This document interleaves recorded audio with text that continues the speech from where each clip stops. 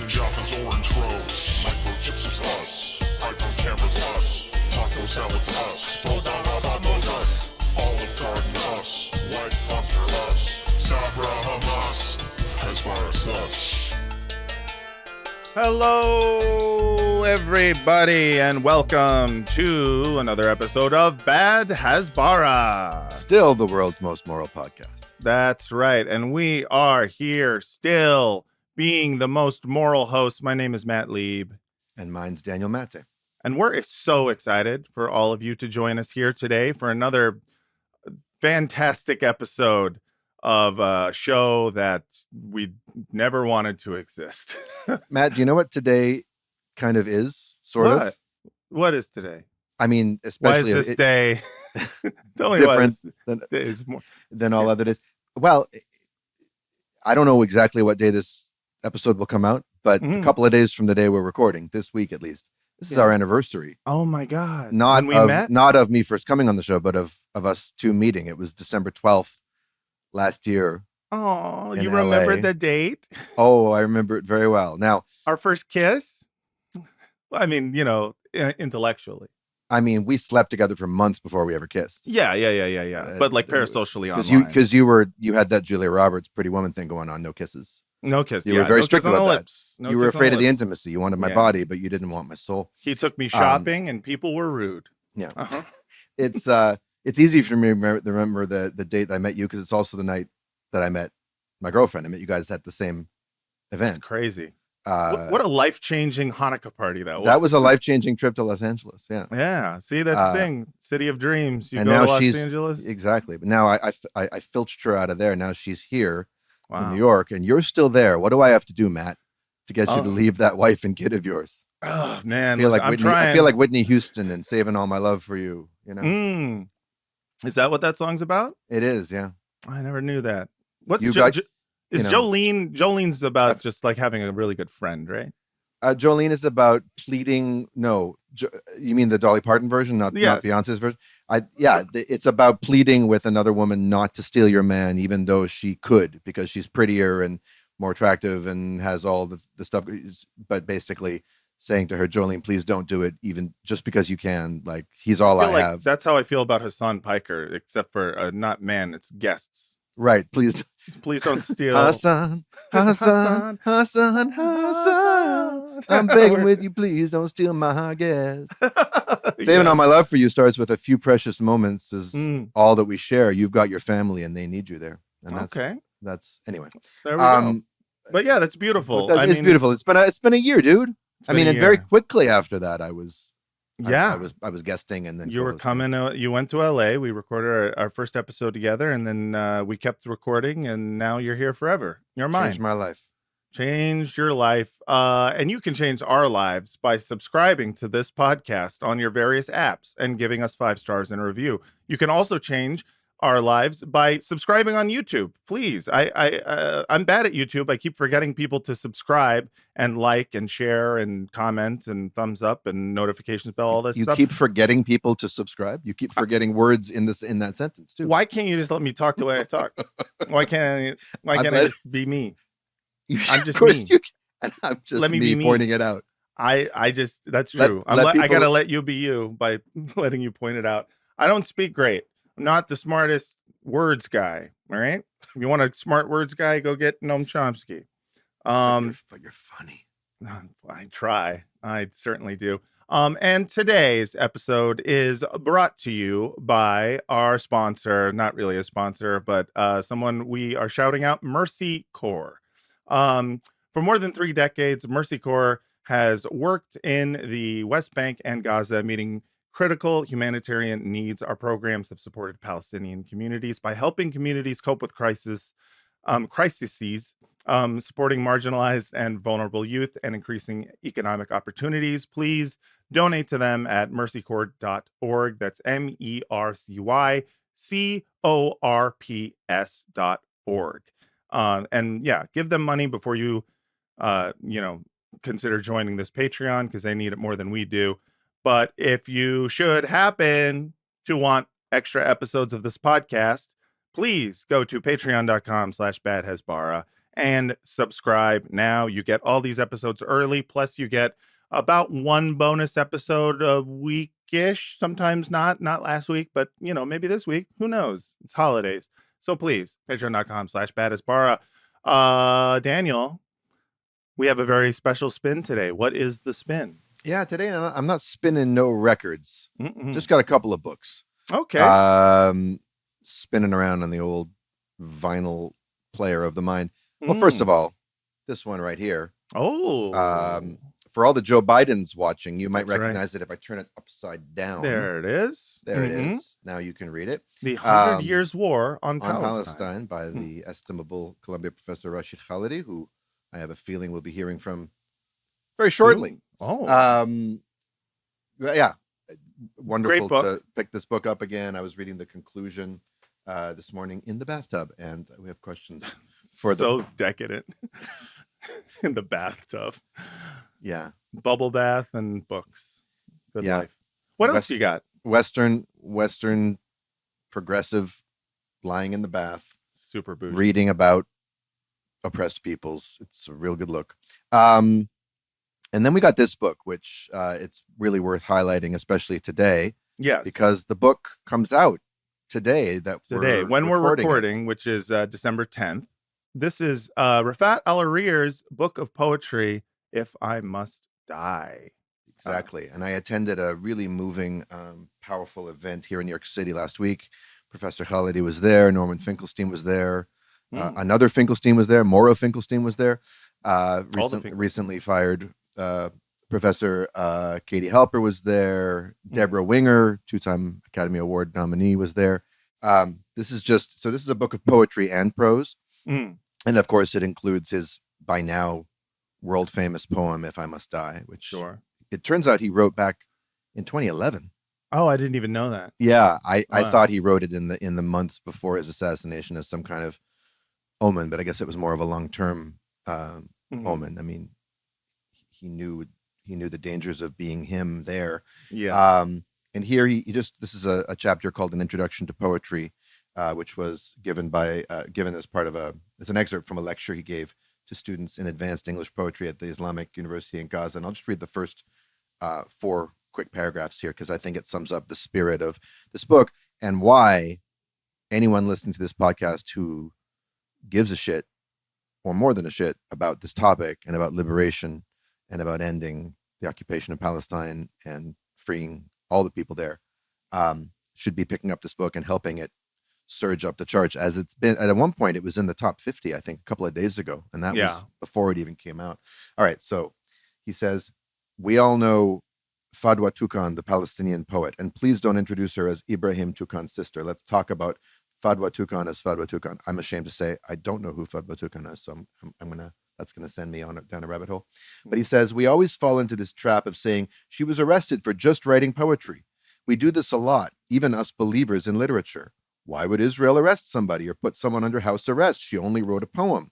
So we contradict ourselves sometimes. We believe in the power of literature changing lives as a means of resistance, a means of fighting back. And then at the end of the day, we say, oh, she just wrote a poem. We shouldn't be saying that.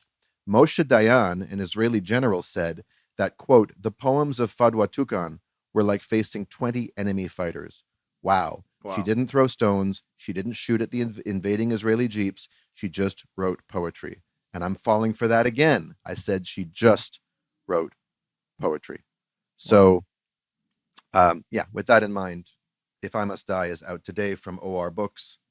And I'm delighted to have a copy, and you should get one too. We're going to have a link in the description of the show, in the both podcast app and also on YouTube. So please, everyone, buy it right now. And if you're watching this on social media, which you should be, because we're going to put it out there before we put it out on the podcast feed, please, you will see a link right under this tweet and or Instagram thing. So click on it, buy it now, help get this to number 1. If we can do it, then we should celebrate it. Put Cole in Alan Dershowitz's Christmas stocking. That's right. So please, once again, If I Must Die, Poetry and Prose by Rafaat Alareer, recently murdered in Gaza. Shout out to Barry Weiss, murderous Snitch. piece of shit. Where I'm from, snitches get knishes. That's right. So yes, now we get into finally introducing our guest. We have an amazing guest this week. We just plugged his incredible best-selling book, 100 Years War on Palestine, something that both Daniel and I have read cover to cover multiple times, and we are so excited to have him here right now. Ladies and gentlemen, and everyone else, please welcome to the show, Rashid Khalidi. Thanks for that intro. Oh, no problem. Thank you so much for coming on Bad Hasbara, the world's most moral podcast. Probably the least serious piece of media you're likely to do in the previous or following year. I did one less serious one. Oh, did you do like Hot Ones? That's the one where you Pod eat Save America. Hot Ones. No. I don't. Yeah, you're like, into it. Yeah, you're like, the less said, the better. The less said, the better. Exactly. Well, thank you so much for coming on the show. Like I said, we have both read 100 Years War on Palestine a few different times. And to start out, I want to say that we have you've sold a lot of books since the October 7th, I believe, and you recently sold a book to somebody who I think should have maybe read the book, I don't know, about a year ago. This is Joe Biden when he was in Nantucket. He left a bookstore, and he seems to have your book here.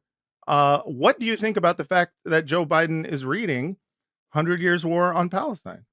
Well, we know that Joe Biden bought the book, or at least was carrying the book. Was handed given the book. We Yeah. do not know that Joe Biden read the book or can read the book. So Yeah, I have no answer to that question. That's a good point. We don't actually know if he knows he's holding a book. Well, we don't know that he can read because he doesn't seem to have. He seems to have some difficulty even with a teleprompter. We would have Yeah. to see the ice cream stains on the pages of the preface to know for sure. It's the only way to know. What did you feel about this when you saw this? Because I mean, I'll just tell you my own personal feelings. Was watching this and not knowing whether or not I was seeing a staged PR event. Hey, when he leaves the store, what should he be reading? What if he's reading 100 Years War on Palestine? Or if this was, just given to him by, a bookseller with a sort of a dark sense of humor. Yeah. And I just kind of thought like, oh, this seems a little late to be learning about this, buddy. The best take on it, I think, was some wise guy on some social medium said he said this is what really happened. First aid to second aid. You want to see me blow up the internet? Second aid. How are you going to do that? First aid. Just watch. First aid. Sir, you dropped the book.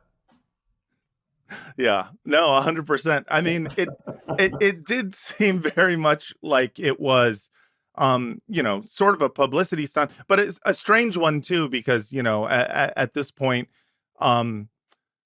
he's already, he'd already dropped out of the race. The Democrats had already lost the presidential election. And it just seemed like a slap in the face. There was part of me that was like, this could also just be an incredibly, I don't know, it just all seemed very callous to me. The rhetoric of the administration is as harsh and as hostile and as dehumanizing towards Palestinians and Arabs as it has ever been. Nothing has changed. The man either is not there or is still directing this hostility. Their reaction to what's happened in Lebanon, their reaction to what's happened in Syria, their reaction to what is still ongoing in Gaza with their active participation shows that there's been no change.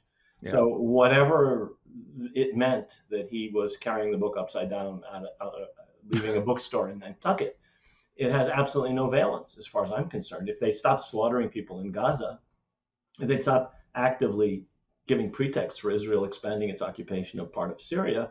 Yeah. And if they would stop letting Israel bomb the living hell out of parts of South Lebanon, even though there's a supposed ceasefire, I would say, well, maybe there's a change. There's no change.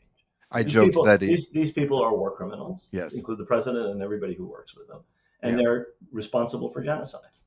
With the upside down Nothing thing, has changed. I joked that he pulled the historically informed reversed tarot card, which is a very confounding and difficult position to read. If you pull in historically informed, you might learn something, but if it's upside down, it could be going the opposite direction. I wanted to ask you, because what came to mind for me is this is not the first time someone in this political lineage dynasty has had some kind of passing, at least more than passing, familiarity with your work. You and Obama knew each other in Chicago, from what I hear. Yes.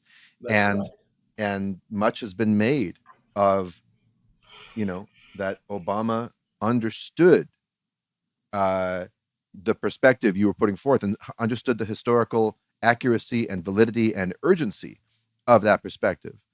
And then he gets into power and becomes a much more mealy-mouthed version of himself, where his nuance is all calculated to obfuscate and conceal the truth of things rather than to illuminate. So I'm wondering, which offends you more, Joe Biden playing smart or Obama playing dumb?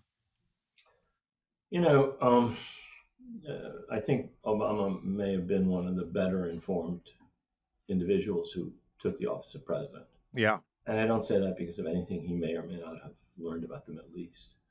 I say that because I think he's a smart, worldly person compared to, a Harry Truman or a Lyndon Johnson, who'd barely been outside the United States and didn't know very much about the world.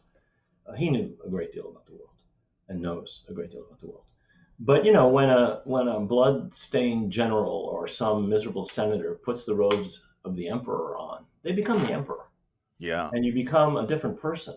You enter the presidency and you have a military-industrial complex, which owns maybe a third of the Senate and a quarter of the House of Representatives by their campaign contributions. You are dealing with a foreign policy establishment which far right to far left believes in intervention and war and so on.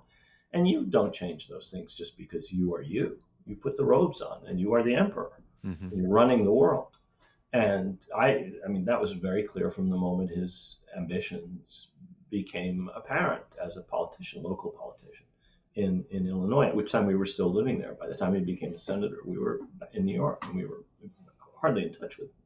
So, I mean, it's very clear that you want to advance in the United States. You do not become an advocate in American politics in that era. The first part of the 21st century, you do not advocate for Palestinian rights, and you do not say the United States should stop intervening everywhere always. He did campaign against the Iraq War because Americans are not stupid. They understand that American wars, especially the ones that cost the lives of American soldiers, are not worth the candle. And he was right in that. And Trump is just as smart. He understands that Americans don't want to fight Middle Eastern wars. Yeah. So that's something else. But Palestine, third rail of American politics. Right. And he understood that. And whatever he knows, I don't know what he knows, but I know he knows a lot more than a lot of people who held the office of president. But that in 5 cents won't get you a cup of coffee. No, and when I see him as ex-president now, without the only incentives bearing on him are legacy and keeping the brand and the corporation and the empire in power now. And his statement on October 7th, for instance, was among maybe the most offensive that I'd seen out of anyone. Just a complete and total falsification of what happened, from the scale to the context to the erasure of the occupation and the effectiveness of his smarmy college professor affect into the bargain. And I was just like, oof. It would be tough for me if I'd ever known the guy to be a genuine person. Historically, American presidents have taken 2 courses.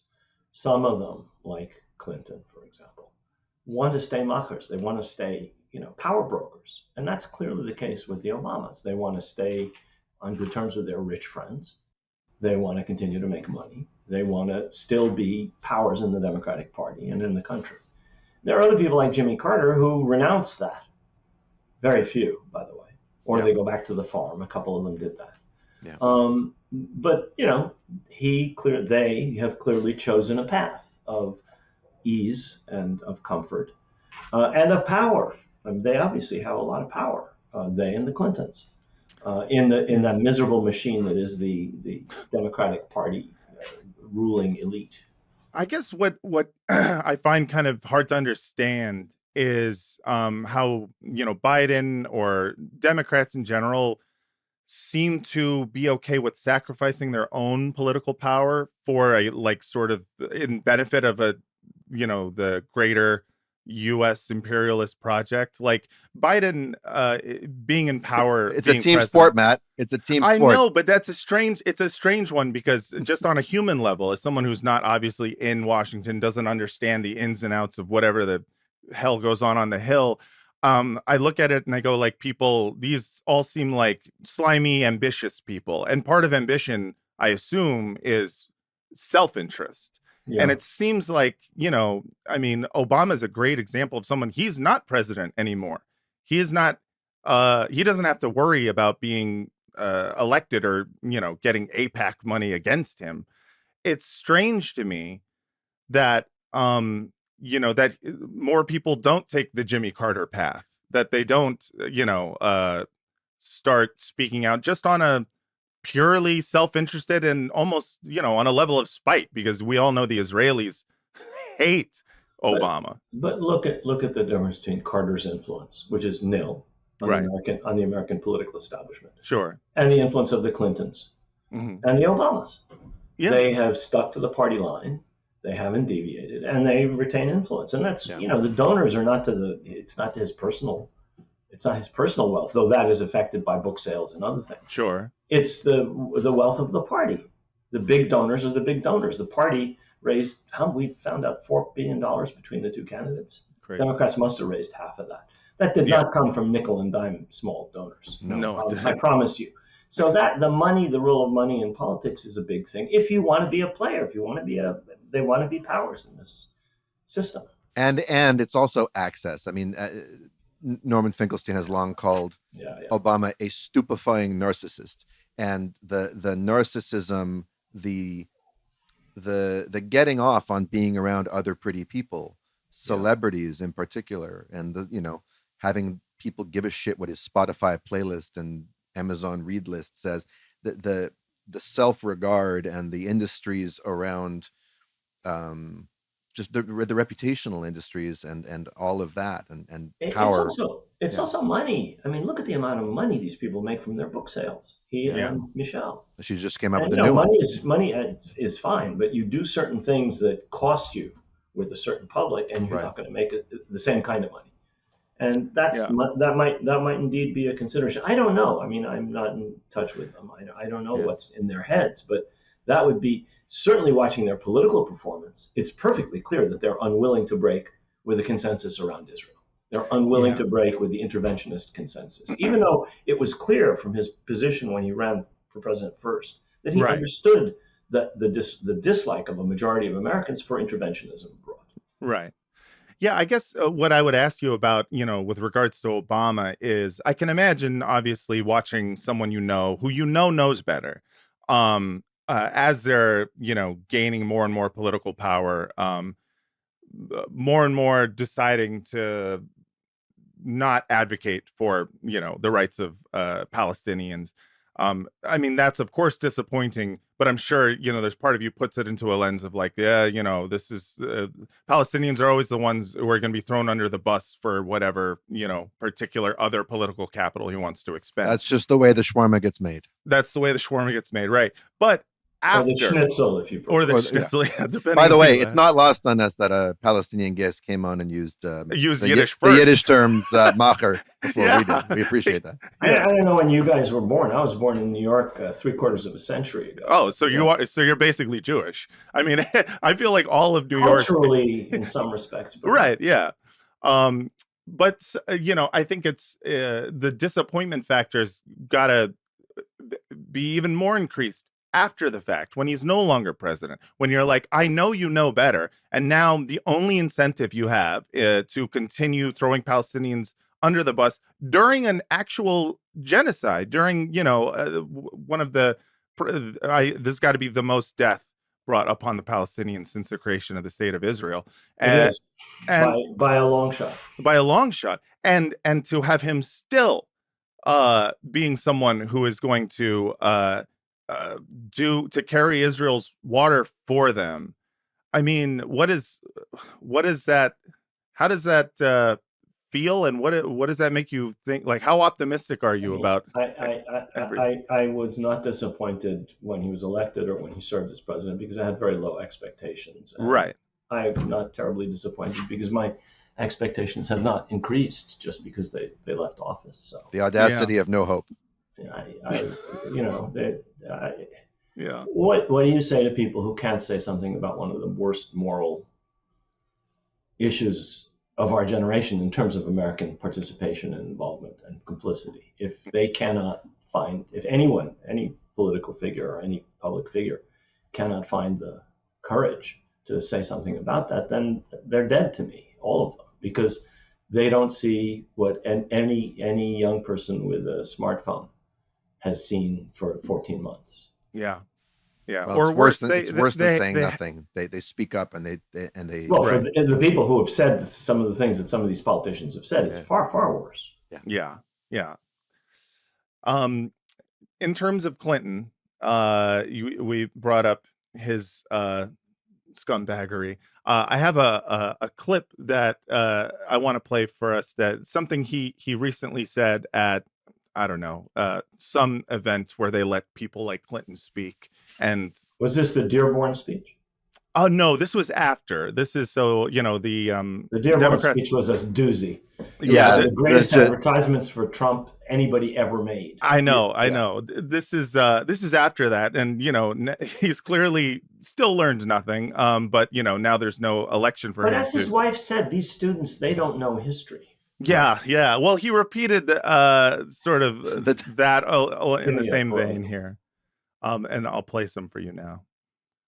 When I tell the young people, for example, who are understandably super sympathetic with the Palestinians, well, they've been killed. A lot of those Palestinians have, and all they know is that a lot more Palestinians have been killed than Israelis. And I tell them what Arafat walked away from. Were you clearing your throat for him, or because he also does it to me? I'm just like, please. All right, sorry. Here we go. And they can't believe it. I said, oh yeah, he walked away. We need to get him and RFK Jr. together to do just a little vocal, a Michael McDonald, James Ingram duet. Yamo be there. Came from play the clip. Palestinian state with a capital in East Jerusalem, 96% of the West Bank, 4% of Israel, to make up for the 4% that the settlers occupy that were beyond the borders in the 67 war. And they can't even imagine that happened. And I tell them the first and most famous victim of an attempt to give the Palestinians a state was Prime Minister Rabin, whom I think loved as much as I ever loved another man. And so Rabin, he dies, and then Shimon Peres is defeated in the election, and where the rest of it is history. But you walk away from these once-in-a-lifetime peace opportunities, and you can't complain 25 years later when the doors weren't all still open and all the possibilities weren't still there. Yeah, the rest of it is history. The rest of it is revisionist history. Yeah, not surprising. He was speaking at a forum run by the New York Times, the greatest vendor of Hasbara west of the being interviewed by Andrew Ross Sorkin. So tell us, what's wrong with that picture, Professor Khalidi? What's wrong with that picture? Let's start with Rabin's last speech to the Knesset. We are offering the Palestinians less than a state. So anybody who says state is a stone-cold liar. Rabin went farther than any Israeli prime minister, recognized the PLO, recognized the Palestinians were people, and agreed to deal with the PLO. So he went very far. That's why they killed him. Yeah. Because he was willing to make some territorial concessions. And it's important to create an independent, sovereign, contiguous Palestinian state. No, he said he wasn't. Yeah. So what is Clinton talking about? He said we will retain security control over the Jordan River. What does that mean? That means they continue to control Palestine, all of it. Israel is the only sovereign power. Mm-hmm. Israel controls entry, exit, population register, which means you can register your baby or you can't. You can get the West Bank, whatever. All of those things were to be maintained. Occupation continues, in other words, in a occupation light. Okay. Right. Now, you want to mess that up, that Bantustan or that Indian reservation or whatever you want to call it, right, up and call it a state, and you're a stone cold liar. He said less than a state. So whatever Clinton is talking about is within an envelope controlled by Israel. It is not a Palestinian state. It is not independent. It is not sovereign. It is not self-determination. It's determination by Israel of what minor concessions or major concessions Israel is willing to make. And that's what Clinton and the United States always were willing to do. Whatever the Israeli ceiling was, the United States would come just below it. Right.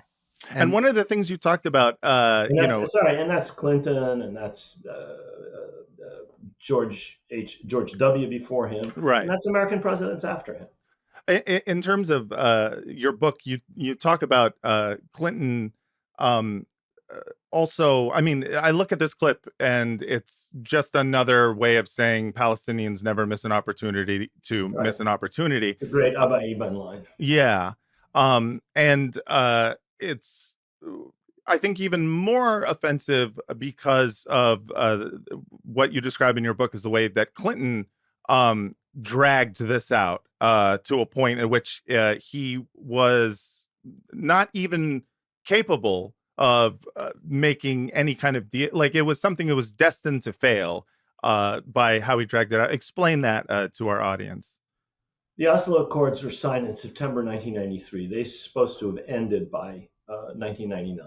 That's during Clinton's 2 terms of office. Yes. The agreements are null and void as of 1999. So-called final status issues were supposed to have been decided on by 1999, i.e. statehood, sovereignty, Jerusalem, refugees, water, borders, all the things we at Madrid and in the Washington negotiations were not allowed to talk about. Were supposed to have been settled after Oslo. They were never settled. A year after, more than a year after, the Oslo Accords were supposed to have ended.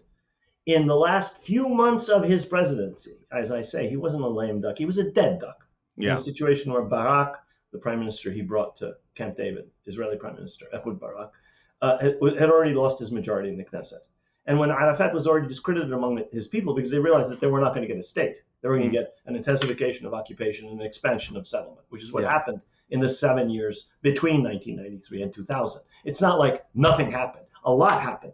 Checkpoints happened. Closing happened. Separation happened. Baruch Goldstein happened. 100,000 Palestinians lost their jobs in Israel happened. Yeah. Et cetera, et cetera. The Palestinian GDP per capita went down. The Palestinians realized that they were sold a bill of goods at Oslo. And so he brings Arafat, forces Arafat to come. Arafat says, I don't want to come. He drags him to Camp David in a situation where he had lost his legitimacy. Barak had lost his legitimacy. And Arafat had lost. Of course it failed. It had to fail. It was destined to. It was overdetermined. The only decent book on it is by a man named Clayton Swisher, who wrote a devastating account of what really happened. Much better than the self-serving accounts of every other one of the participants, including Dennis Ross, who wrote by far the worst account, though there are many Israeli and American accounts that are almost as bad and almost as deceitful and self-serving as what Clinton said. What do you make of Shlomo Ben-Ami's account? Because on the one hand, I've heard him say some very condescending, patronizing things that echo the idea that, Arafat walked away from the deal of a lifetime. On the other hand, in a Democracy Now! Appearance opposite Norman Finkelstein, he said, if I was Palestinian, I wouldn't have signed Camp David either. Right. I've known Shlomo since he was a graduate student at Oxford. And, what he knows about Palestinian and Arab history and what I know about Spanish history, you can put in a thimble. So with all due, he's a fine Spanish historian. That's what he was studying at Oxford. That's what he did his PhD on, his DPhil on. He's wrong. What can I say? Yeah. And he was foreign minister, so he knows something. He's no fool. I'm not saying anything bad about him as a person or an intellectual, but I would not take his version of that myself. Yeah. Yeah, and in terms of like self-serving, I mean, just that clip, and I see this, repeated when it comes to Bill Clinton, the amount of self-serving revisionist history when it comes to the so-called peace process is like it's hard to watch also because you find that there's just so few public figures of status to refute any of it, so it just becomes the history. And you and a handful of other people are kind of the only people out there actually talking about that narrative. Yeah, exactly. The only honest one of the lot was Aaron David Miller, who said, we weren't honest brokers, we were lawyers for Israel. Right. That's all you need to know. The United States and Israel are in the same corner, conspiring against the Palestinians and pretending to be honest brokers. To me, this is why I wrote a book called Brokers of Deceit, because that's what they were. Perfect. The psychopathy lies also in the way he concludes it. It's just his moral logic is unfathomable, where he says, look, if you walk away from a once in a lifetime deal, you're doomed. Not that you're doomed. You don't get to complain 25 years later. Right. Which is to say, the Holocaust could happen to you and you wouldn't get to complain. Sorry, you fucked up. Right. Even if it was true. Even if the premise was true, and it's not, that they walked away from some sweetheart deal that was going to lead to a situation that would have fundamentally changed the facts on the ground that have created this situation. But even if that was true, what monstrous moral logic that then, 25 years ago, your sons are responsible for the sins of the fathers unto the nth generation. That's what he's talking about. Yeah, it's the sons. Yeah, exactly. Yeah. It's so callous in nature because you're just like, this is he starts off that conversation with like, you talk to kids these days and they talk about like all the dead Palestinians. I mean, why would we pay attention to 40 or 30 times as many Palestinians? Right. 50 times. Why would we even mention that? I had a deal and they didn't take it. That's the important. Right. Exactly. Me. Yeah. You know what actually died? This deal I had. Yeah. It's It is, and you can't help but like see people who are, I don't know, in this political system is not mentally sound. Like I can't look at him and not think like, okay, so you're a psychopath then. I think you know all you need to know about where he's really coming from. Right. When you listen or you read, I've never seen it. I don't think I've seen it. I have actually seen a video clip of the talk he gave to an Arab audience in Dearborn. Oh sent as a representative of the Harris campaign. Oh yeah, we played it on the show. Yeah, you played it, and where he says they were here first before the Islamic conquest. You moron! The entire population didn't change when a few Arabs conquered Palestine in the 7th century. Most of the people were Aramaic-speaking Christians. They stayed. They eventually became Arabized and Muslim. You don't know your history, and your basis for your policy and your outlook is the Bible. Well, thank you for letting us know that you don't believe in the world or history. You believe in the Bible. Well, that's fine. Right. But you try and tell me that's the basis for the United States government's policy or your policy or how Arabs should respond to Vice President Harris? Well, I think he helped win Michigan for Trump with that speech. Rashid, he ain't never loved a man the way he loved Yitzhak Rabin. Yeah. It's the most he's ever allowed himself to love a man. I'll leave that. Yeah. And he also, I think, conveniently leaves out who exactly killed Yitzhak Rabin, and why. And the people who are in power now, that is to say, the intellectual and spiritual and political trend, the Kahanists, the settlers who killed Rabin because he went, in their view, too far.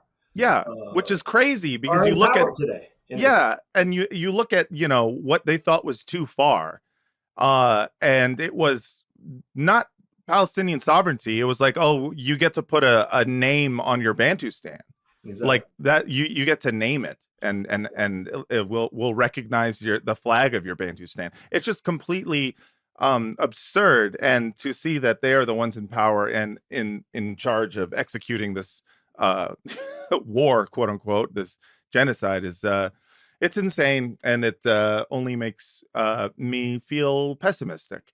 Can I ask you, uh, how have you been feeling? I think in this, last year. Obviously, that's a big question, but public opinion has changed. Hmm. It does seem like now more so than ever there is an appetite among, especially younger people, to learn about what this whole Israel Palestine thing is, and That's true. which I see as a good thing. And I wonder, yeah, how do you feel about public opinion changing? Does it matter? Do you think it can affect change? I mean, about that, I feel very positive, and I feel positive about it partly because I'm a historian, and I don't expect public opinion to affect the bought and sold politicians who make decisions. Mhm. I understand that that's going to be a long process, and I understand that it's taken a very long time to end Jim Crow. It took a very long time to end the Vietnam War. It took a very long time to end the Iraq War. It took a very long time to end support for apartheid, and that it requires campaigns over very many years. So public opinion changing is a great thing, but unlike I think some younger people who expected that the wave of support that they were at the top of Mhm. for ending the war and opposing American weapons sales to Israel and so on did not lead to any change whatsoever.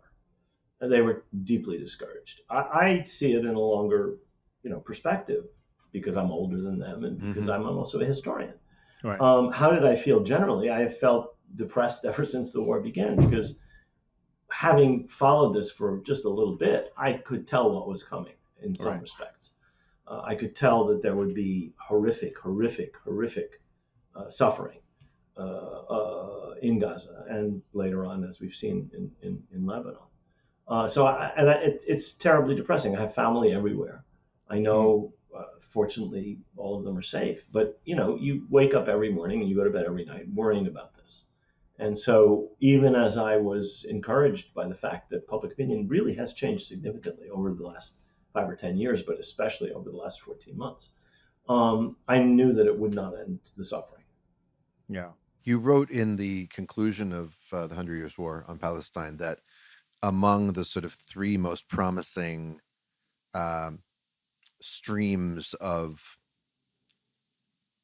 or pressure points in terms of what activists can be pushing on, the most promising is trying to raise awareness about inequality, the fundamental unequal nature of the situation. And it does seem that for the first time, as opposed to, Israeli aggression or flare-ups of atrocities leading people to be like, well, we really need a two-state solution or land for peace or these kinds of triage remedies, there does seem to have been some kind of, hopefully no going back, sea change in terms of how people actually look at the essence of the situation. It's not a stretch to tell people anymore that these are the consequences of settler colonial policies, that we're dealing with a society that can't, unless it changes its fundamental nature and uproots its core ideology, make conditions any better.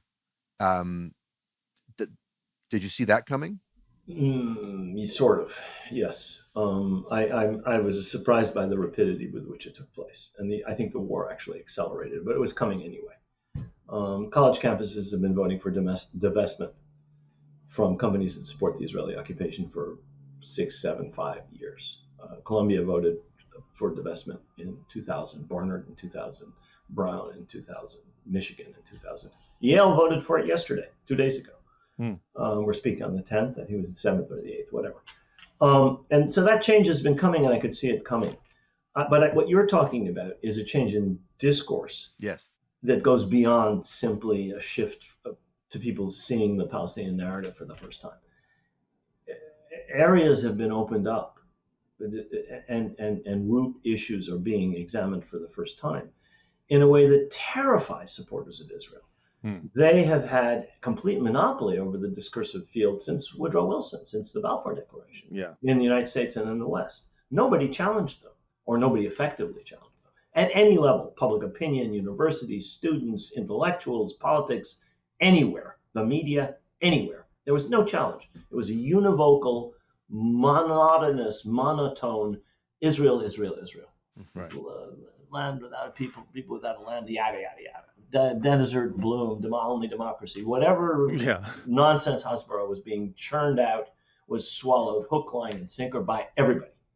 Now, what has changed is that in academia, you can't say these things anymore. You can't say their leaders told them to leave in 1948. You can't say that. Yeah. It's completely, it's not respectable. Yeah. People have contempt for you. Israeli historians have contempt for you. Yeah. Mainstream Israeli historians, Israeli politicians saying we're going to do a second Nakba, meaning we did it once, we can do it again. Not only did it happen, but we're going to make it happen again. And we were genocidal or ethnic cleansers then. We're going to be ethnic cleansers again. We're going to finish the job. So, you can deny it. So discursively, everything has changed, but only on certain levels. The framing, the perspective of the mainstream media and the politicians hasn't changed one bit. Any nonsense produced by any Israeli spokesperson is taken as the gospel truth by every American politician, with many exceptions now beginning to be. And almost the entirety of the mainstream legacy media. The corporate media is perspective, it's framing, it's shifted slightly, but not very much.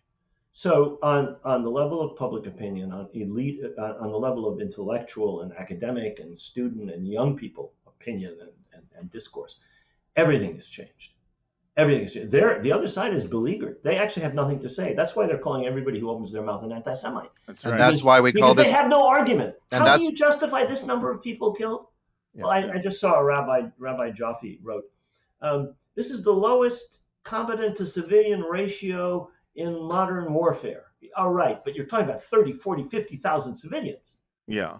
You're talking about more tonnage on Gaza in 14 months than on Hiroshima, Nagasaki, Hamburg, Dresden, and London in a 6-year war. Yeah. And you still can say nobody can believe that unless they live in a little Zionist constructed bubble where reality cannot penetrate.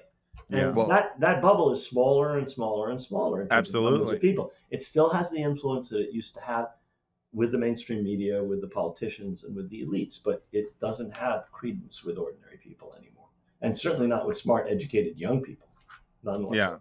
Yeah, and that partly spawned the title of this podcast, because we're in a new era where just the old slick Abba Eban, erudite sounding, smart sounding, pained chin stroking, so what can you shooting do? And crying. Shooting and crying. Hasbara just doesn't fly anymore, and I wonder if we'll never forgive them for making us kill their sons. Kill their children. Yeah, Golda. I mean, she was even better than Abba. I gotta say. No, absolutely. Yeah. They had some geniuses. She was the Yogi Berra of Israel prime minister. Amazing. I actually once heard her speak, and I have to say, the woman was A, charismatic, which you wouldn't think looking at some of her pictures, and B, enormously articulate and very shrewd in how to address an American audience. I mean, she's obviously grown up in Milwaukee. Right, because she's American. Oh, she was born in Ukraine, but of course, up in Milwaukee. Yes. It is. In terms of the discourse changing, I find it to be obviously something I am optimistic about. And yet, now with the election of Trump, it concerns me that we're going to see this kind of discourse being relegated to like, oh, this is just some left-wing liberal, kind of put into this category of just like woke whining and whatnot. Right. And, obviously a lot of people before the election had like different opinions about like, whether or not Trump would be worse for Palestine. Some people thought like, oh no, he'll be better because, you know, you can't do any worse than this. And others said like, use your imagination. Things can always get worse. And what are your thoughts on it? Do you think his, you know, acceleration of this is going to be bad, or is there a silver lining somewhere? Do you see any silver lining in the sort of chaotic nature of his ideological worldview and the fact that he's surrounded by such an incoherent group of? That's where I would start, actually. I mean, the thing about this man is that he's utterly unpredictable because he has no fixed points of reference, right? Neither in terms of knowledge, nor principle, nor ideology. He will say and do anything that he thinks is to his advantage, his material advantage, his political, his personal, whatever. Sure. And he's shown that again and again and again. He was pro-abortion. He's anti-abortion. He'll say anything. Yeah. Right. He has no principles whatsoever. No moral compass, and there's no fixed points. I mean, he's a rich man who doesn't want taxes. We know that. That's a deep belief. Okay, there are a few things like that, but Medicare, Medicaid, he might not do what people think because he has very sharp political instincts. Everybody misunderestimates Donald Trump. The man is a smart politician, a very smart politician. And he knows that the public probably wants Medicare. They may not want Medicaid, but he won't let them touch Medicare and Social Security. That's half of his voting base, for example. Right. Yeah. No fool. So these lunatic budget chopping, tax cutting, right-wing Republican corporate hacks who try and force him to do that might actually find he won't do it. So man has no principles, no fixed points, except the kinds of points and doesn't know anything about the world at all. He knows a little bit about the world of business and nothing about the world and the Middle East. It's a cipher to him. He has one instinct, which is rooted in his political shrewdness. He knows that Americans don't like intervention, and he knows that Americans have an extremely negative reaction to American military interventions in the Middle East. And he has made it very clear, repeatedly, unequivocally, that he wants some of these wars to end before he takes office on the 20th. I think that's actually had an effect in terms of bringing about a Lebanese ceasefire. And I hope and I pray in bringing about a ceasefire in Gaza. Even if it's temporary, it'll be better than the continuation of this slaughter, this ongoing daily grind of 30, 50, 70 people massacred day in, day out. Yeah. And I'm not saying that makes me happy that Trump is in office, but it's something that Biden didn't do, wouldn't do, couldn't do, didn't want to do, whatever it is, didn't. Right. Doesn't matter, would, could. And this guy, for reasons that have nothing to do with Palestinian suffering, I don't think he even knows who the Palestinians are or cares. Yeah. He knows. I think he used Palestinian as a slur recently, yeah, exactly. So he doesn't know what it is other than a racial slur.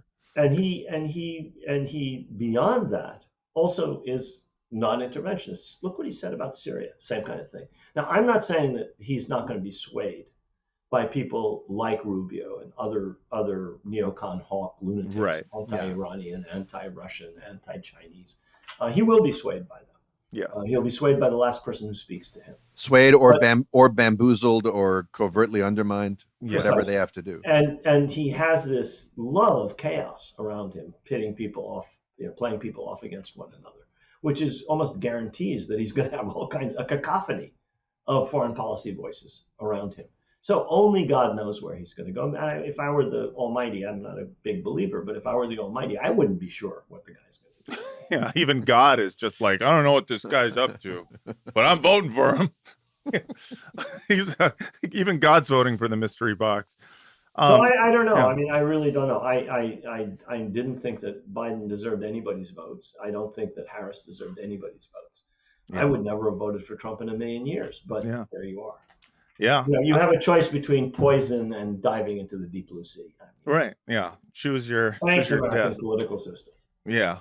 God bless America. Let me say one more thing. Please. It is the corrupt, unrepresentative leadership of the Democratic Party that is responsible for this problem. Yeah. At least the Republican Party faithfully represents its base is beliefs as far as Israel is concerned.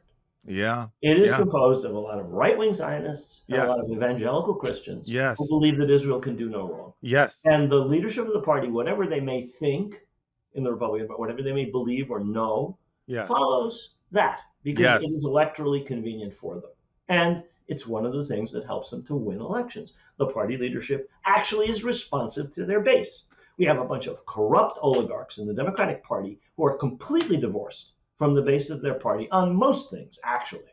Yeah. They're corporate, they're rich, they live in gated communities. They have no connection to the overwhelming majority of people who vote for the party. But on this issue, intervention in the Middle East, and on this issue, support for Israel, they are completely out of touch, completely out of step with overwhelming majorities of Democratic voters. And they don't give a damn. They step all over them on this as on every other issue where their corporate interests or their other interests are concerned. And they deserve to lose because they spit on their supporters. They don't care what they think about this and many other issues. Whereas to their credit, Republican leaders are responding in this respect, at least to their base. Yeah, it's funny. I don't think I've heard it put that succinctly, but I think that 100% sums up exactly my feelings about this. Is you watch the polls that were coming out about how many Democratic voters wanted a ceasefire, how many called it a genocide, how many are overwhelming majorities in overwhelming every single question over 10 months, 11 months. Yes, at the very least, it's like, credit where credit is due to the psychopathic Republican Party. They are responding to their, sizable psychopathic base of people who are, like you said, right-wing Zionists and or Christian Zionist evangelicals. Those are their voters. Yeah, those are the voters. What I'm hoping is that they've inherited some new voters who actually believed in the acronym MAGA and what it claims to stand for, and will at a certain point, once the thrill of victory wears off, hear Trump kowtowing to Miriam Adelson and saying, "I'll make Israel great again." And if he says that enough times, I'm hoping that the new constituency, the populist constituency, that actually are genuinely looking to their own economic self-interest and maybe due to latent anti-Semitism or just anti-intervention. I don't care why. Are scratching their heads a little bit like, why is this Jewish state halfway across the country getting this blind loyalty from our dear leader? What the fuck is going on? I'm hoping people turn on him. To their credit, a large part of the Republican base, and admittedly also the left wing of the Democratic Party's base, are anti-interventionist. You can call them isolationist if you want. Sure. They're more in tune with the correct views of the founders and the framers. Yes. Go and read Washington's farewell address. Go and read John Adams' speech to the House of Representatives in 1821. These guys had their heads screwed on right. We do not go abroad in search of monsters to slay. And we don't spend money abroad in ways that are not going to help the United States. And many Democratic voters on the left, and I would say a large proportion, maybe a majority of Republicans, believe those things. And those are true American values. The term isolationism is a way to denigrate people who don't believe in full spectrum dominance by the United States of everywhere, all over the globe. Yeah, it's like calling a woman a prude for not wanting to sleep with you. Yeah, right, exactly. Or a cat lady for not wanting to be your boyfriend. It's misogynist. Don't call people isolationists. My foreign policy is cat lady. I just want to be in bed with my cat. Why do I have to go out in search of other monsters to slay? Well, speaking of spending money on things. Yes, we have to take a quick commercial break. So please, everybody, stick around. We'll be right back.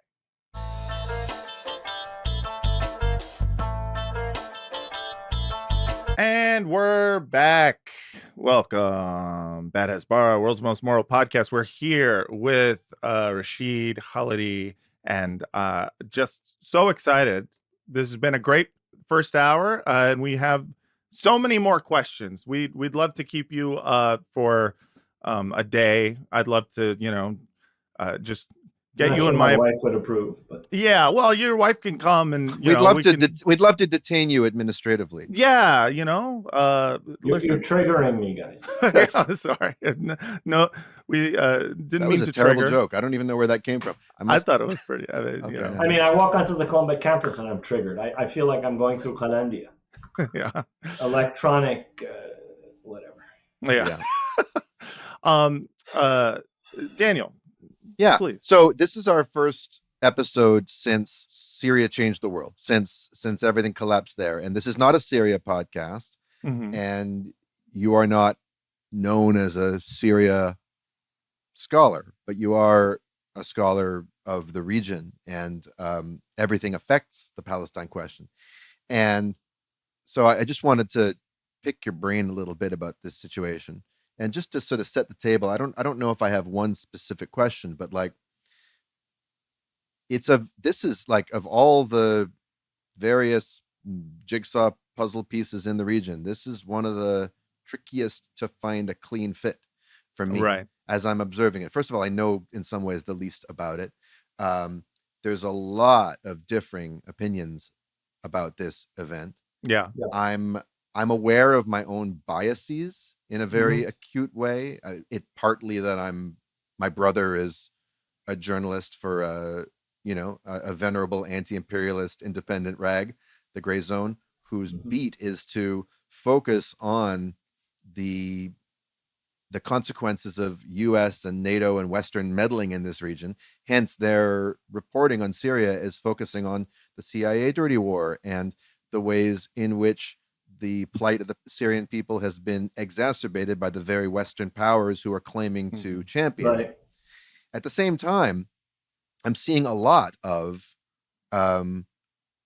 first of all, just spontaneous and very sincere jubilation on the part of Syrians, whether there or in the West, a sense of deep relief, a kind of bewildered, I mean, literally people coming out of prison dungeons, wiping their eyes and seeing the sun for the first time.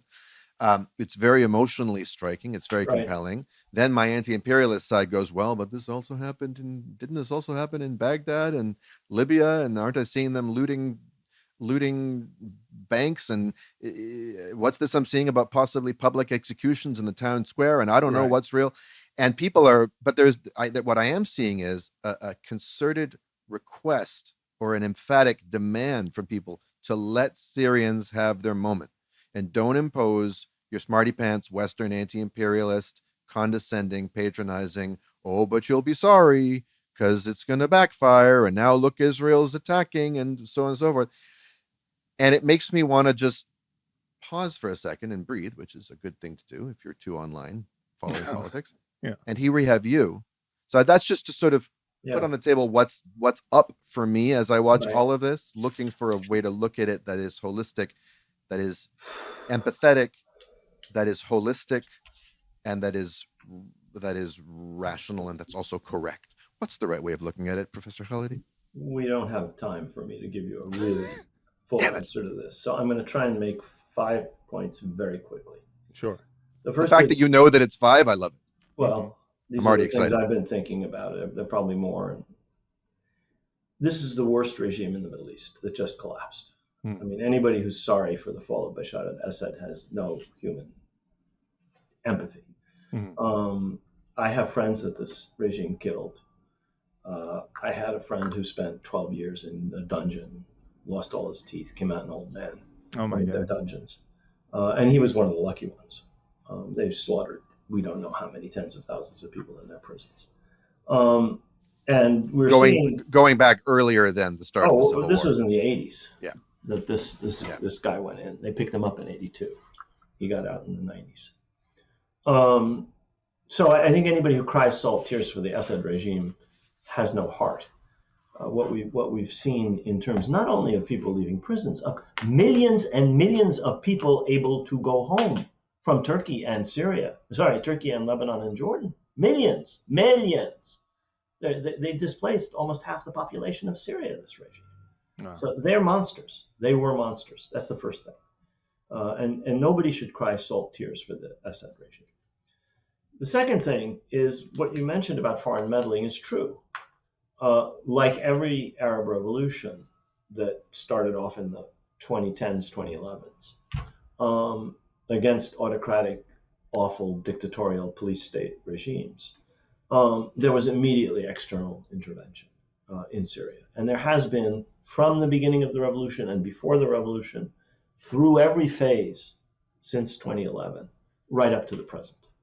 I mean, the people who have made the biggest advances are, in one case, Turkish clients of the Turkish nation state, and in another case, supported by and smiled upon by the Turkish state. So the so-called Syrian National Army, completely Turkish controlled, and Hayat Tahrir al-Sham, the folks headed by former Mr. Jolani, now we know his name is Ahmed al-Shara. The Turks smile upon them. So that's only one, and the Qataris are also involved, and everybody and his brother-in-law is involved. Israel has now intervened. The Americans are intervening with the Kurds, through the Kurds in eastern Syria, the YPG. And that's been par for the course for the past 13 years. So that's going to be a problem. And Israel is now invading, intervening, bombing, affecting the situation in ways that can only be negative. Wiping out the Syrian military. Well, they just sank the Syrian Navy, and they've destroyed, I think, most of the Syrian Air Force, and they've taken out Syrian air defenses. Happy liberation. According to people who are unfriendly to the regime in the opposition, this is the worst bombardment of Syria ever. I would say it's probably the worst bombardment of Syria since the 1973 war.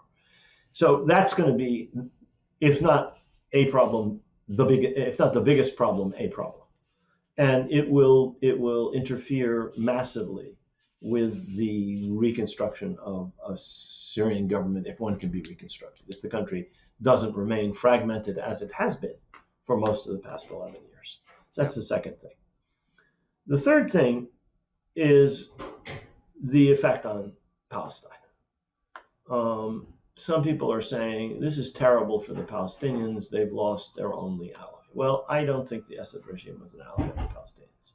I was in Beirut when the Syrian army came in, intervened against the PLO in 1976, when it helped the Lebanese forces to capture and slaughter the population of Tel Zata, when many Palestinians were kidnapped and killed by the Syrian regime.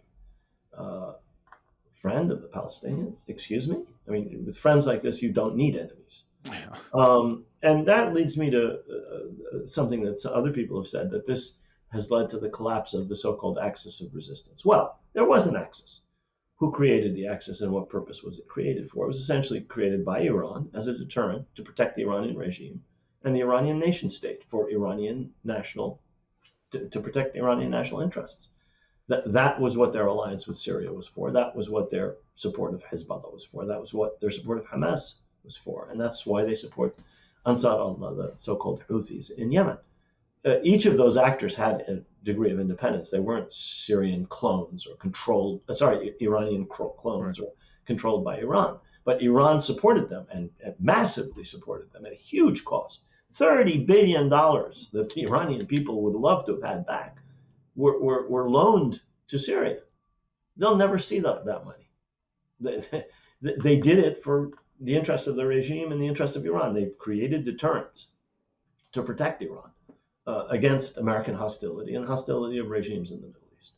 And that had in my view, no connection to a Palestinian national interest. It may have served some Palestinian factions. It may have helped in this way or that way for this or that Palestinian interest, but it wasn't designed, this so-called axis of resistance, to liberate Palestine or to help the Lebanese liberate the bits of South Lebanon that Israel controls along the Mount Hermon frontier with Lebanon.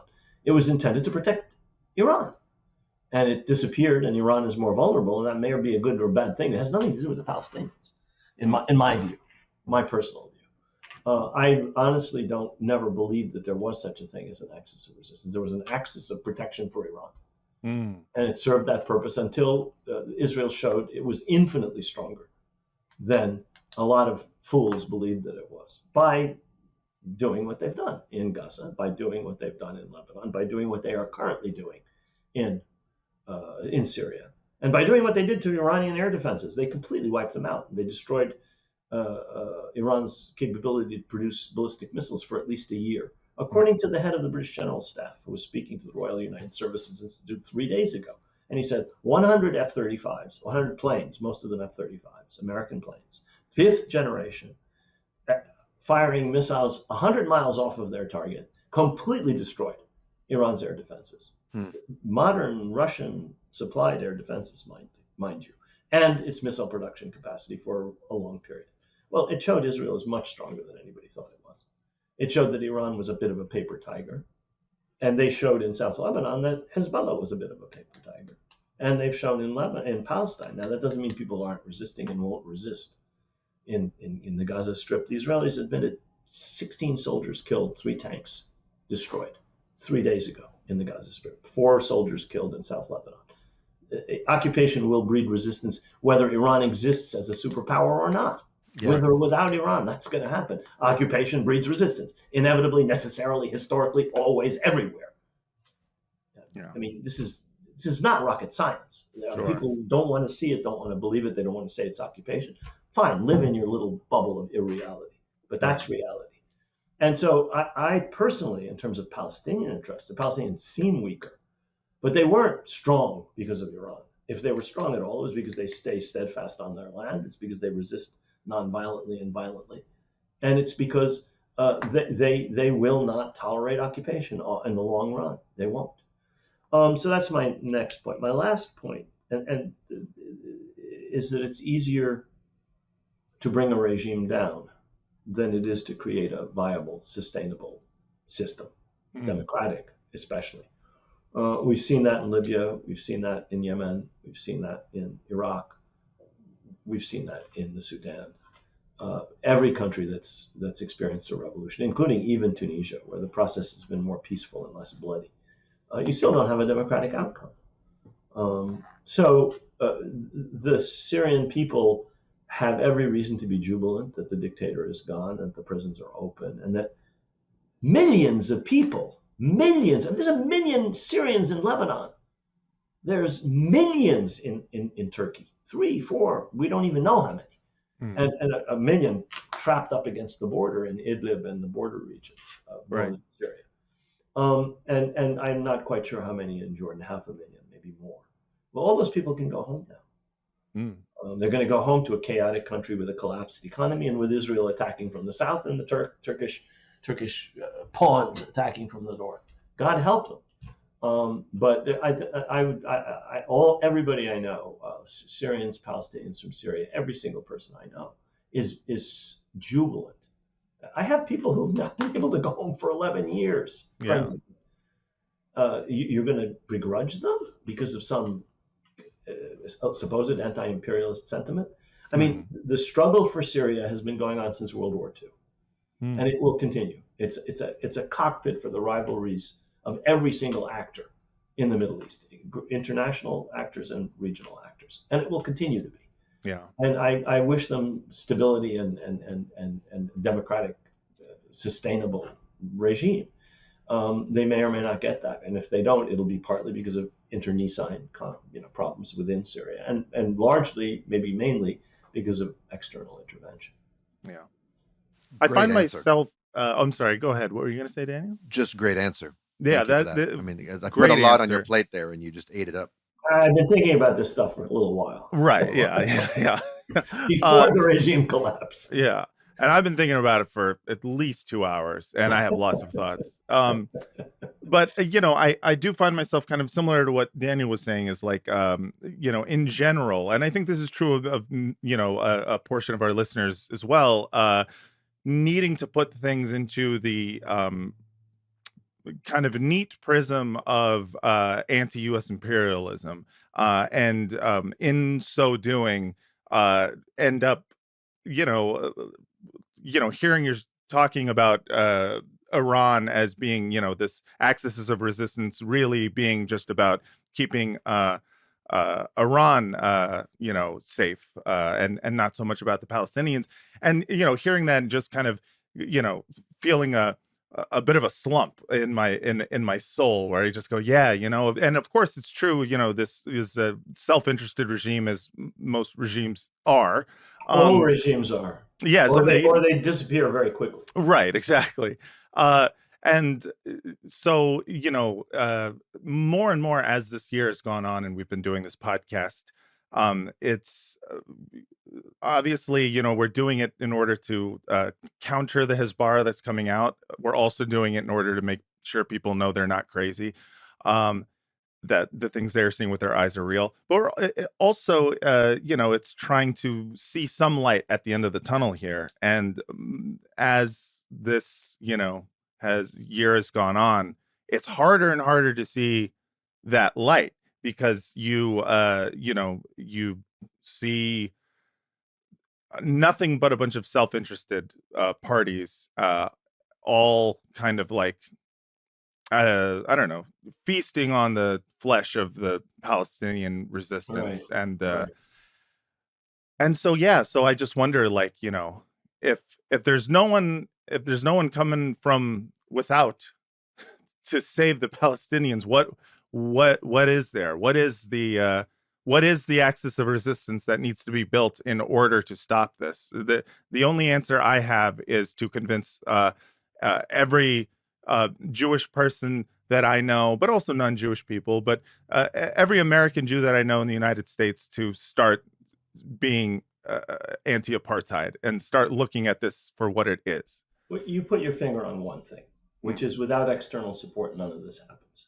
Right. Israel doesn't bomb. Israel doesn't get a cover at the United Nations. Israel, without this support from this country, which is dependent on the Hasbara and dependent on people whose brains have been washed by decades and generations of propaganda, lies. And that's part of it. The other part of it has to come in the Middle East, first from the Palestinians. And if you go back over the history of the Palestinian national movement, there are people who said we have to depend on ourselves first and foremost. And there have been people who said, no, we have to depend on Arab countries or outside support. And obviously both are essential. But the people who depended on outside support, I think, were wrong. You think Abdel Nasser is going to save you? You think that another Saladin's going to come along? Right. You are wrong. Saddam Hussein? Are you kidding? Yeah. Seriously? The Iranians? I mean, what world are you living in? I mean, This is one of my critiques of the Hamas leadership, military leadership in Gaza. They sincerely believe that these countries would trample, and actors, Hezbollah and so on, would just abandon their own self-interest and do what Hamas's military leadership wanted and launch a big war. I mean, seriously? I mean, what world are you living in?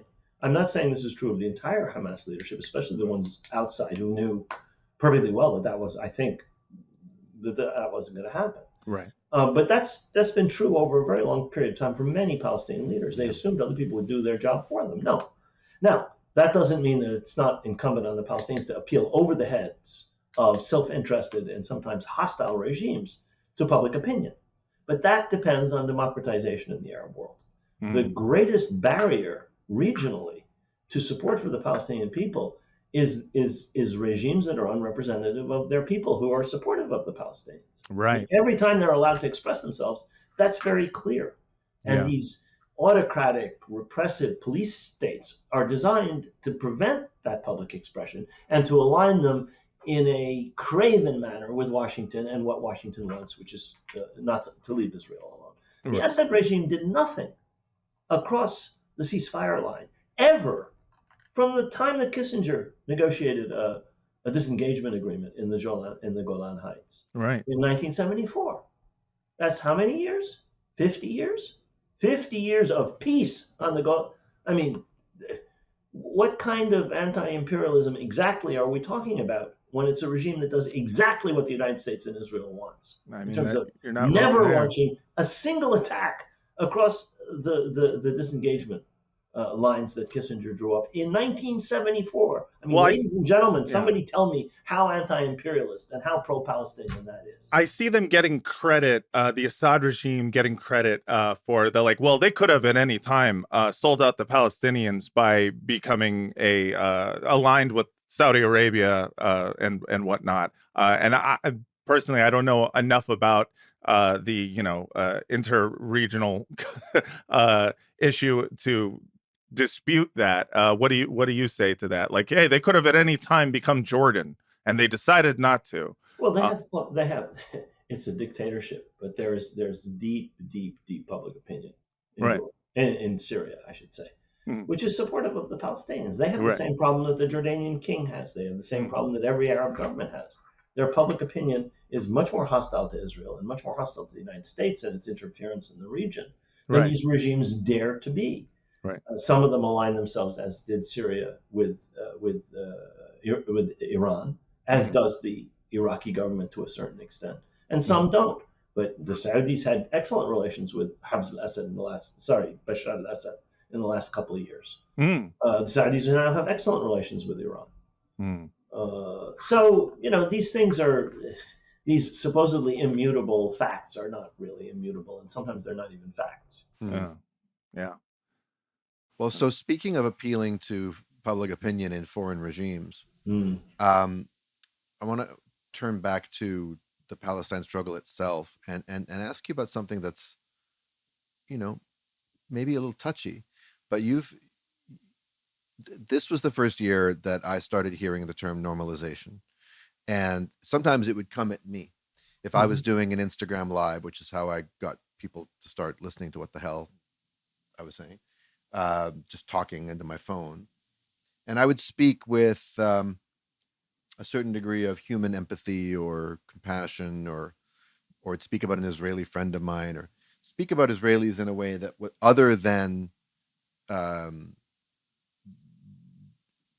negative way, other than a negative, and not only negative, but a kind of denialist way, which is to say, I wouldn't put the name Israel in air quotes, in scare quotes. Right. I wouldn't call it the crumbling Zionist settler colony, which sometimes I do just for kicks, but I don't rigidly or dogmatically use that kind of language. People would say you're normalizing this regime which we're trying to tear down, and then I would see Palestinians accusing each other of normalizing by doing conversations with anti-apartheid Israelis, or so on and so forth. Yeah.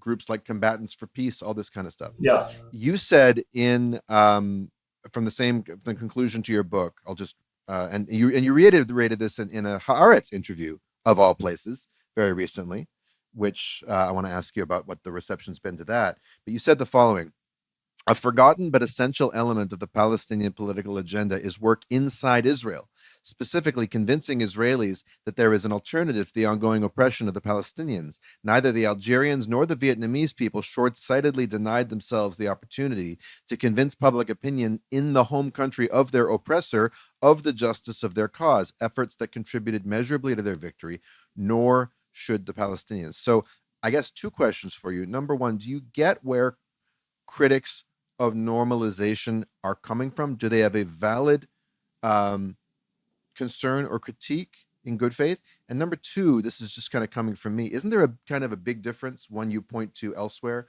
between, say, the Algerians trying to appeal to the French people in the home country versus Palestinians trying to appeal to Israel? There is no home, as you point out elsewhere, there is no home country on some other continent that the colonists can return to. You're trying to appeal to your oppressor directly. It would be like the ANC trying to do outreach to white Afrikaners who are deeply invested. Did that? Okay, so tell me about that. Of course they did. So did the IRA. I mean, so did the Irish nationalists. I mean, of course there are differences. Every settler colony is different, and every colonial situation is different. Israel is not like South Africa or not like Ireland, even though Ireland and Algeria were settler colonies. South Africa was a settler colony, but they're different. As you say, no home country. There's no metropole. Israel is not an extension of the sovereignty and the population of a colonial power. There weren't British subjects who were sent to Palestine as an extension of the sovereignty of the King of England, which is what settlers in Virginia and settlers in Ulster were. They were an extension of the sovereignty and the population of the mother country, intended to encroach on and expel the indigenous population and establish the sovereignty and control of the mother country. Zionism is a separate national project, which has a settler colonial, nature, but which has its own national existence. Before they decided to colonize Palestine, they were meeting in Basel trying to figure out where to go. So, it's a settler colonial project, but it is also a national project, and there's no mother country. So it's different in that, among many other respects. But you can make some comparisons that I think are valid. It's not just Vietnam and not just Algeria, which are the two cases I cited in the book. I would also cite South Africa and Ireland. The Irish worked in the United States, which they understood had influence on Britain, and in Britain during their War of Independence in 1919 to 1921, and again during the Troubles in Northern Ireland. They raised all their money in the United States, Right. all their money, Yeah. and they had widespread support in Britain and in the United States. I mean, there's a police station on 124th Street here, which had a wall above the parking lot, which had pictures of Bobby Sands and the hunger strikers. The cops put that up. New York City policemen, anti-terrorist New York City policemen, supported the provisional IRA that was blowing up places in Belfast and in London. Back when policemen were cool. Well, there you go. I'm not talking. I didn't say that. I did. You said that. I do believe that it's different, and that you have to. You're talking about settlers, or you're talking about the Israeli population. Right. But the same thing is true of people in Ulster, and the same thing is true in South Africa. You're not going to eliminate them. You're not going to expel them. They have no place else to go. They're staying there. They've been there, in the case of Ireland, for 400 or 500 years. In the case of Israel, they've been there, some of them, for 100, 150 years, 80 years, whatever it may be, 3, 4 generations. They're not going anywhere. A few may leave, the tech bros may leave, but most Israelis are going to stay. Right. And so you have to figure out how you're going to live with them. And that has to color how you deal with them. Now, does that mean dealing with the institutions of the state or those supported by the state? No, I support BDS in that respect. I won't deal with Israeli universities. They're complicit in war crimes. I won't deal with any agency of the Israeli state. Will I publish a book in Israel if it's not published by a state? Yeah, because I can reach Israelis. Yeah. Will I speak to Haaretz? Yeah, because it's not controlled by the state. And how was that? How was that? Main critics of the Israeli state, including Right. its colonial policies. And that was an extensive interview Haaretz did with you at the end of last month. How's that been received by Israelis, by Palestinians? What kind of feedback have you gotten? I have gotten no negative feedback from Palestinians. I'm sure there's a lot of muttering somewhere, but I haven't heard it. I assume there might be muttering. I don't know. I mean, There's always muttering. I have a lot of revolutionary nephews and nieces, and my son and his buddies in the family, and they haven't said anything. And if they don't, that's sort of a barometer for me. The younger generation of militants. Yeah. In my family. Yeah. And the reaction from Israel was uniformly positive from a very large number of people, some of whom, of course, I knew. I mean, I have many students who teach in Israel. I have many Israeli graduates, some Israeli graduate students now. Even I've retired, so I have fewer and fewer. But the reaction was and of course, many of my Palestinian friends in Israel responded, but so did a very large number of Israelis, entirely positive. I assume there are negative. I didn't read the comments. I'm sure the comments were typically, when I look at Haaretz, the comments are typically vituperative on both sides. Sure. But anybody who lives in social media and lives in those comment things really should get a life. 100%. Seriously, go swimming, touch grass, take your grandchildren to lunch. Pet your dog. Eat a soft-boiled egg. Anything, but something that normal people do. Toxic nonsense. Yeah. Well, I have to say, a few months ago, when the owner of, or was the editor, some bigwig at Haaretz, came out and called the owner, shocking. Yeah, called the Hamas fighters or he called them freedom fighters. Not that he condoned what they did, but he called them freedom fighters. And the Israeli government was making noise and passing laws that sounded like they might try to shut Haaretz down. The cynic in me was like, fucking do it. Shut that thing down. Let's tear down this facade of a liberal democracy. But I lived to be glad that they didn't, just so that your interview could be published, because it was excellent. Yeah. And that's where my mind goes, to a kind of almost accelerationist, like let's just get on with it already. I mean, let's think 2 steps beyond. Okay, we have now the most extensive ethnic cleansing since 1948, ongoing as we speak in Gaza. The northern strip has been emptied. They may try and go all the way down to the Netzarim corridor. They may establish settlements. They're going to establish a permanent military occupation, or what they think will be permanent military occupation. Right. We don't know how many people were killed because there are thousands under the rubble, and we may not know for, whole family trees have been wiped out. Yeah. So it's going to be really hard to reconstruct how many people are killed, because there's nobody to tell you this was my family. They're all dead. I have a student who lost 30 members of her family. I've been on podia with poets in the last 2. Well, there was the Rafaat Alareer thing that one of you attended down in New York. Daniel, I think. Down at OR Books. And there was another event at Columbia yesterday.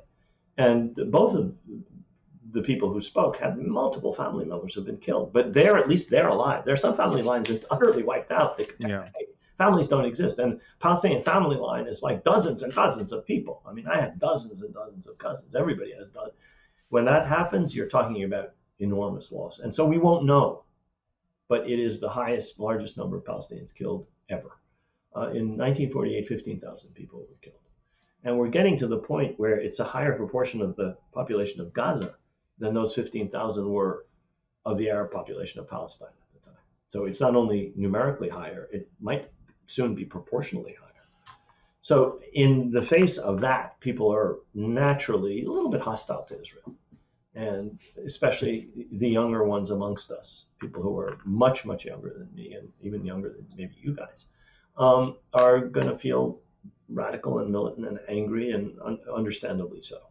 Especially during a year when Israelis are being so loudly and publicly unpleasant in the world in a way. Yeah. Well, not only I mean, look what they're doing in Syria. Oh my God. Yeah. On top of Lebanon, on top of Gaza, on top of the West Bank. But sooner or later, we have to figure out how we live with these people. And you never win without winning over a part of the opponent, whatever it may be. In the case of Vietnam, it was easier. Their opponent was often the United States, and they appealed directly to American public opinion successfully. The Algerians had that convenience. Now, they had Algerian colons, French settlers, who fought with the FLN or worked with the FLN. Right. They won over part of a very tiny fraction, obviously. But they won over huge segments of French public opinion, and that's why they won. You think they were winning in Kabyle and in the mountains? They weren't winning.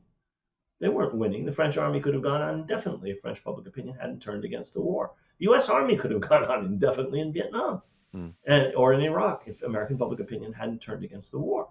And the Vietnamese, to their credit, understood that. The IRA understood that. The ANC understood that. The PLO dimly understood it, but not as much as they should have. And we don't have a Palestinian national movement right now. We have fragments of one. And that's the problem. We have to reestablish a consensus around strategic objectives, Palestinians. Not me. I'm old. I'm finished. Our generation has failed and we're done. I'm talking about a younger generation of people who are savvy about the West, of people who have lived in Palestine, of people who speak both Arabic and English. And, like Golda and like Abba Eban and like all of these people, they were of the metropole, and they were of the Zionist movement and of the Yishuv and of Palestine.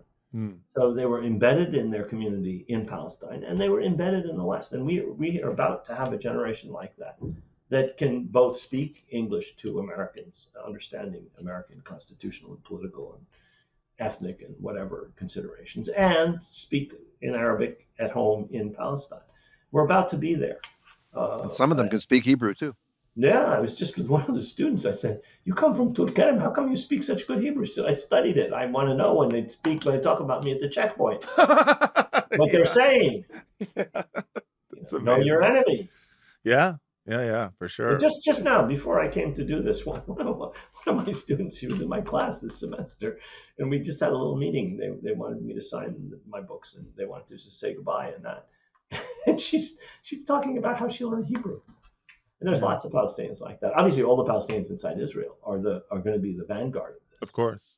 Because they are Hebraicized in their culture and their knowledge and they know every time you talk to one of them, a fraction of what they say is in Hebrew. The machzom this and I don't know what that in Hebrew. Yeah. And they're talking Arabic to you.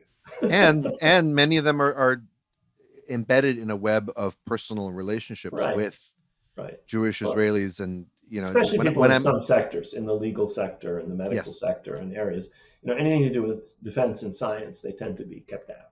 Right. But a lot of high-tech people are allowed in, and certainly the medical sector and pharmaceuticals and nursing and so on, huge Arab involvement in the Israeli health system. Can the 2 million or 2 or 3 million Israeli Arabs, Palestinian citizens of Israel as well. Yes. Right. But that, excuse me. When we were 6 years old in Hebrew school, we were taught to call them Israeli Arabs. Yeah, I went on Birthright, and I was told that they call themselves Israeli Arabs. Many of them think of themselves as Israelis. Well, But they're yeah, Palestinians, and they also think of themselves as Palestinians. right. So I And guess there's no contradiction. right. You can be a Shriner and a feminist Yeah, and a Democrat and a vegan. I mean, yeah, hello, our yeah. identities are. People have all sorts of identities out there. But in terms of this making a cohesive Palestinian national movement, um, it seems like one of the big voices that needs to step up, so to speak, would be those Palestinians within 48. And is that something um that you see as possible, plausible? Is that something where people are actively working for? I mean, it's hard for them because of the specific insidious kinds of repression that they're subject to Right. when they express their Palestinian identity in any public forum. On social media, people are called up before their deans in universities. People at work are called up, and not by their bosses, by the Shabak, by the General Security Services, Yeah. the Shin Bet. So it's very, very hard to express yourself politically as a Palestinian, or even sometimes culturally, Sure. inside Israel. So you have 2 million people deprived of a whole bunch of rights.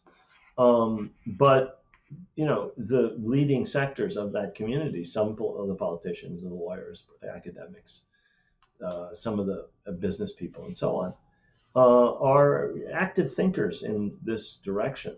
And you see that with a few of them are outside and some of them are inside. I mean, somebody like Azmi Bashara is a leading Palestinian intellectual. He's in Qatar. He left. He was a member of Knesset for a while. And he used to teach at Bir Zaid for many, many years. And there are many people like that, many, many people like that. It's hard to maintain that kind of public presence inside Israel. The only ones who seem to be able to do it, if they can stand it, are the lawyers. Right. Because they're fighting every day for Palestinian rights. And, so far the Israeli legal system is highly partial, highly biased, but it's to some extent a refuge from the extreme religious ultra nationalist trend. It's one of the last bastions. I'm no advocate of Israeli democracy or the Israeli judiciary. I consider them, complicit in everything that happens. The Supreme Court has issued some of the most disgraceful opinions in history, but a lot of Arab legal people are able to fight within that system, and they crack down on everybody, but they seem to be surviving. Whereas a lot of other people are just are beaten down. Yeah. In academia and in other places, you just can't take it anymore. And that's the objective, get people to leave.